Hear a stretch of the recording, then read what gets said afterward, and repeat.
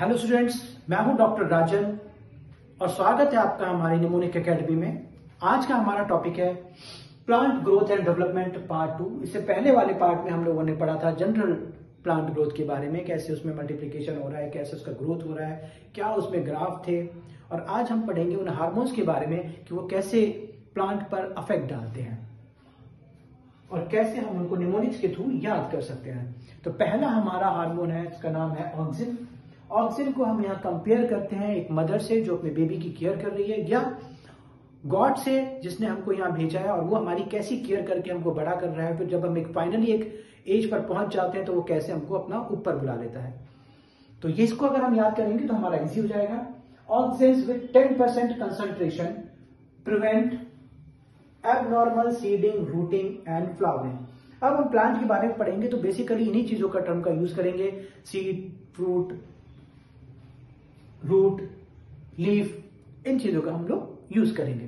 तो यहां इसने क्या कहा, ऑक्सिन पहला पार्ट एपिकल डोमिनेंस, यानी कि ये इसकी एपेक्स की हाइट बढ़ाएगा, प्लांट की हाइट बढ़ाएगा और प्लांट की जो हाइट को बढ़ाता चला जाएगा, बेसिकली उसको हम कहते हैं एपिकल डोमिनेंस। विथ डब्ल्यू मतलब वीडीसाइड, ये एज ए वीडीसाइड काम करेगा और उस वीडीसाइड का नाम क्या है, 2,4-D। याद रखना पड़ेगा आपको 2,4-D। और चूंकि यहाँ डी आ रहा है, डी मतलब ये किल करेगा डाइकॉट्स मीट को। 10% में एक्स जो आ रहा है, इट इज जाइलम डिफरेंशिएशन भी करेगा ये।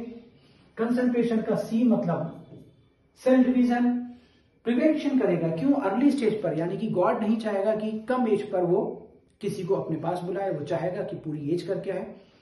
तो it will prevent fruit and leaf drop at early age. लेकिन जब एज हो जाएगी, abscission of old mature leaves and fruit, जब एज हो गई तब वो उसका एब्सेशन भी करेगा, यानी कि नॉर्मल में एब्सेशन रहेगा। सीडिंग, सीडलेस टोमेटो बनाएगा ये, जिसको हम कहते हैं पार्थिनोकार्पी। उसके बाद रूटिंग, रूटिंग करेंगे ये स्टेम की कटिंग में, जो स्टेम को कट कर देते उसमें रूटिंग करते हैं, उसको हम रूटिंग कहते हैं। और फ्लावरिंग, यानी कि पाइनएप्पल में ये फ्लावरिंग करेगा। तो ये सारे फीचर्स हो गए हमारे ऑक्सिन्स के लिए। नेक्स्ट स्लाइड पे हम आते हैं जिबरलिंस। जिबरलिंस का नाम अगर आप देखें, कंपेयर करें अगर हम बाकी हार्मोनल वाले चैप्टर से, तो कहीं ना कहीं ये जॉइंट टर्म से कुछ मैच कर रहे हैं। इसका मतलब है कि ये ग्रोथ हार्मोन जैसे वर्क करेगा। तो बेसिकली ये प्लांट में ग्रोथ को बढ़ाने का काम कर रहा है, हर चीज को बढ़ाने की कोशिश करेगा। तो पहले हम देखिए इसका हमारी निमोनिक्स क्या है। Gibberellins are seed shape maker, but ये सीड की शेप तो अच्छी बना रहे हैं, लेकिन उनका जो सेंस जो है, उनका जो सेंस ऑफ मेच्योरिटी है, उसको कम कर रहे हैं।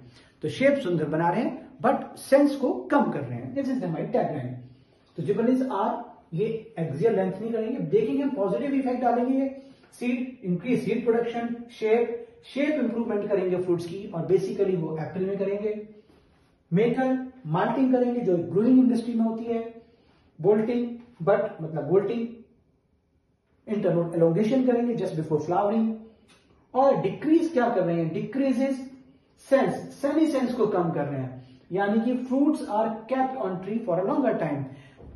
ऐसा नहीं है कि सडनली एक सीजन आया और सारे के सारे फ्रूट पक गए और उसमें आप मार्केट में सारे के सारे फार्मर एक साथ लेके गए तो उनकी वैल्यू कम मिली।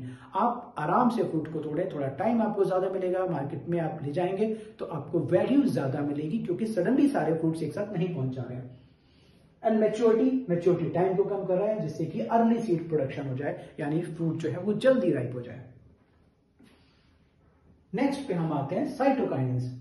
साइटोकाइनेंस के बारे में पहले हम लोग एक थोड़ा सा रिकॉल करते हैं, जो हमारी पुरानी लाइन थी कि priest Darwin went at Saint Mark's church with cousin Lena. इसमें हम लोगों ने देखा था कि जो स्कूक थे, सेंट में एस और टी स्कूक थे, उन्होंने जो टोबैको प्लांट में देखा कि अगर उसको ऑक्सिन्स में ग्रोथ कर रहे हैं तो नॉर्मल ग्रोथ हो रहा है, लेकिन अगर उस ऑक्सिन्स के ग्रोथ में, उस कल्चर मीडिया में कुछ चीजें डाल दे रहे हैं, फॉर एग्जाम्पल कोकोनट मिल्क डाल दे रहे हैं, या फिर डीएनए डाल दे रहे हैं, या फिर यीस्ट एक्सट्रैक्ट डाल दे रहे हैं, तो एक एक्स्ट्रा कैलस बन रहा है।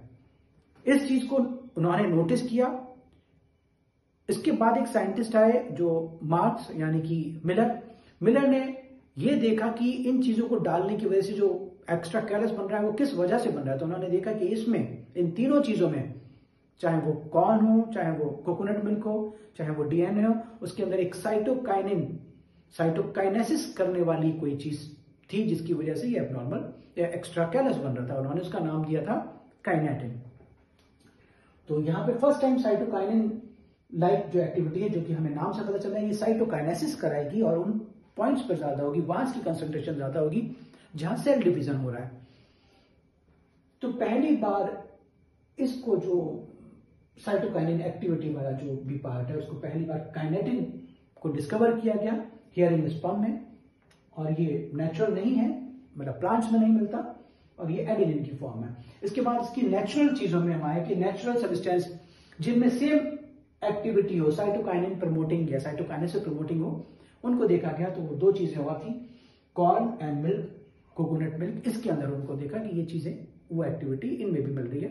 And the substance was zeatin, because corn का जो नाम होता है वो होता है जियामेज, तो उसी से मैच किया गया जियाटिन। तो जियाटिन नेचुरल फॉर्म में बाद में एक्सट्रैक्ट किया गया। अब ये क्या क्या कर सकते हैं?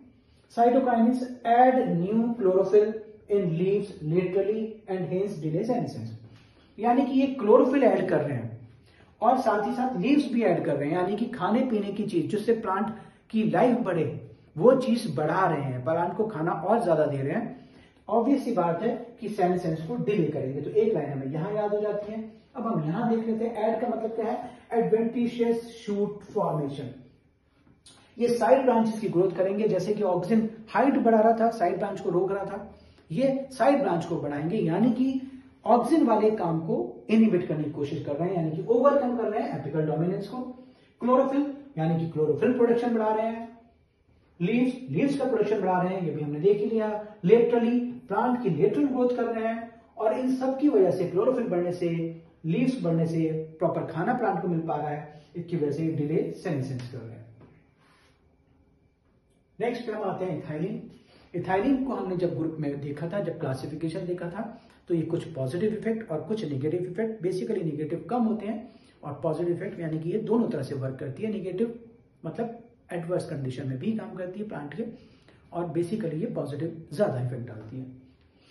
और इसको क्या होता है, जो हमारी, अगर आप लाइन याद करेंगे जो इथाइलिन की थी, तो उसमें एक साइंटिस्ट थे कजिन, उन्होंने देखा कि कुछ राइपेन ऑरेंजेस के पास अगर बनानास रखे थे जो कि अनराइपेन थे, तो वो राइप हो गए।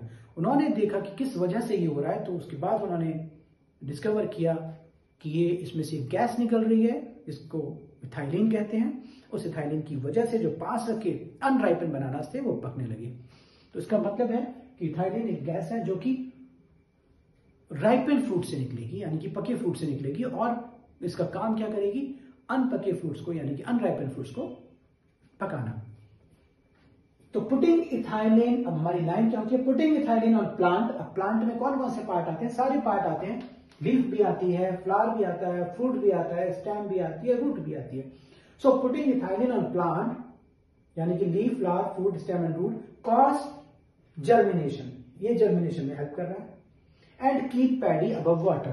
पैडी मतलब जो खेतों में चावल लगे रहते हैं, उनको पानी से ऊपर रखें, क्योंकि पैडी जहां खेती होती है वहां पानी को काफी हद तक भर के रखा जाता है, तो प्लांट को थोड़ा सा उस पानी से ऊपर होना है, उसमें भी ये हेल्प कर रहा है।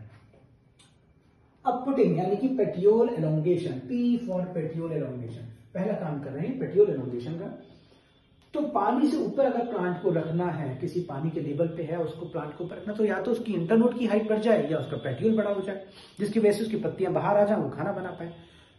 तो पैडी को पानी के ऊपर रखने के लिए आइदर पेटियोल एलोंगेशन हो जाए या उसका इंटरनोड की हाइट साइज बढ़ जाए। लीफ में सेनेसेंस कर रही है, बस एक नेगेटिव जो पार्ट इसका वो है लीफ में सेनेसेंस।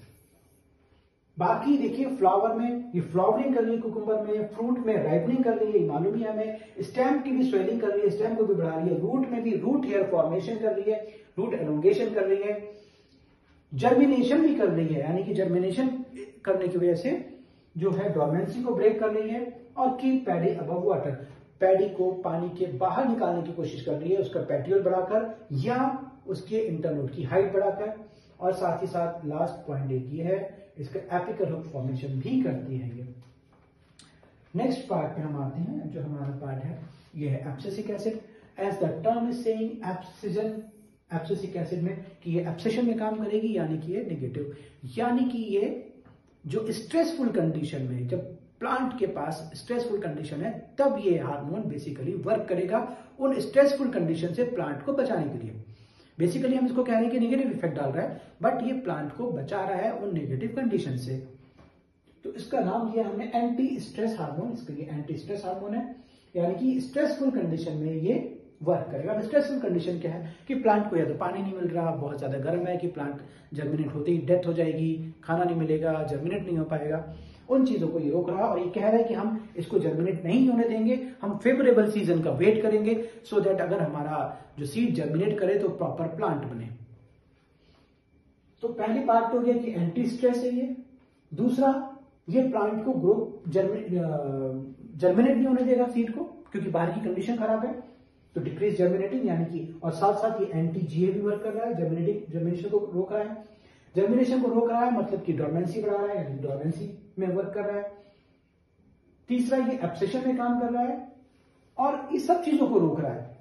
एंटी मेटाबॉलिज्म है, एंटी ग्रोथ है, सारी पत्तियां भी गिरा दे रहा है अपनी, एब्सेशन कर रहा है और पानी का भी लॉस ना हो। ऑलरेडी उसके पास कंडीशन ड्रॉटफुल है, बहुत खराब है, एंटी कंडीशन है, पानी की भी कमी है, तो स्टोमेटा को भी क्लोज कर दे रहा है। तो ये ग्रोथ को भी रोक रहा है, एब्सेशन को बढ़ा रहा है, जर्मिनेशन नहीं होने दे रहा, डोर्मेंसी को बढ़ा रहा है, वेट कर रहा है कि अच्छी कंडीशन आए तो मैं अपने प्लांट को, अपने सीड को जर्मिनेट होने दूं और एक बड़ा अच्छा प्लांट बनने दूं। नेक्स्ट हम आते हैं एंटी डोर्मेंसी चीजें। कौन कौन से ऐसे एसिड हैं जो एंटी डोर्मेंसी है? इसके लिए हमने लाइन याद की है, पापा इज अगेंस्ट डाउरी, कि पापा जो है वो डाउरी के अगेंस्ट है। तो इसमें हमारे अगेंस्ट डाउरी का मतलब आ जाता है एंटी डोर्मेंसी। एंटी डोर्मेंसी कौन कौन सी चीजें हैं? पापा, PAA, para ascorbic acid, next P phenolic acid and A abscisic acid. ये तीनों चीजें ऐसी हैं जो डोर्मेंसी, एंटी डोर्मेंसी है। उसके बाद हम आते हैं कि डोर्मेंसी इज ब्रोकन बाय। अगर डोर्मेंसी को हमें ब्रोक करना है तो हम कैसे ब्रोक करेंगे, कैसे इसको तोड़ेंगे? Is broken by burning seed in CNG। CNG एक गैस होती है, कंप्रेस्ड नेचुरल गैस होती है। तो अगर हम सीड को CNG में बर्न कर लें तो उसकी डोर्मेंसी टूट जाएगी। C for cold, N for nitrate and G for gibberellic acid. और यहां पर ये चैप्टर हमारा समाप्त होता है। इसके सारे हार्मोन्स के जो फंक्शन है वो हम लोगों ने निमोनिक्स के थ्रू याद किए हैं, सो दैट इजीली आप इसको रिवाइज कर पाए, बार बार रिवाइज कर पाए, कम टाइम में रिवाइज कर पाए और निमोनिक्स के थ्रू आप इसको अच्छे से रिटेन कर पाए। बेसिक पर्पस है रिटेनिंग का, आप इनके हर हार्मोन के फंक्शन को प्रॉपर रिटेन कर पाए। Thank you for watching. Thank you.